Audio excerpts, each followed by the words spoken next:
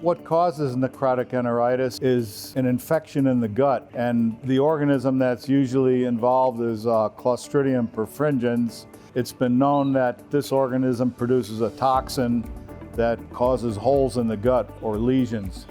And in order for this Clostridium to get a foothold, depends on what's going on in the gut. If you have another infection with coccidiosis, that can roughen the gut and allow the Clostridium to get in there.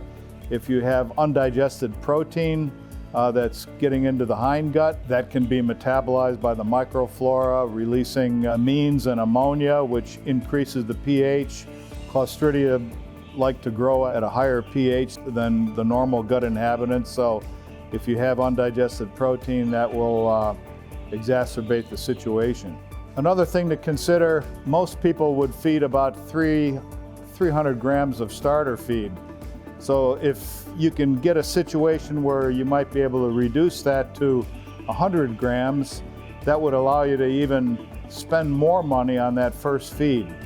But that would kind of need to change the mindset in certain people's minds. In the old days, we used to feed the starter feed to 21 days or thereabouts, and that's come down now.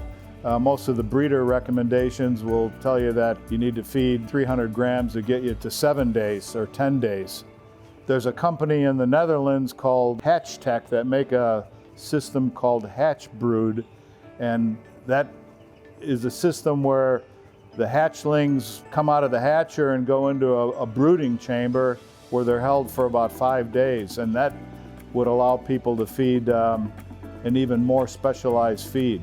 Unfortunately, those systems are fairly expensive, and probably some of the Europeans and some of the larger companies are looking into those now. But that kind of a mindset to do that would really improve the situation with getting the young birds off to a good start. It's not all about feed, it's about the environment, the humidity and temperature and lighting and everything else. So it's all very important.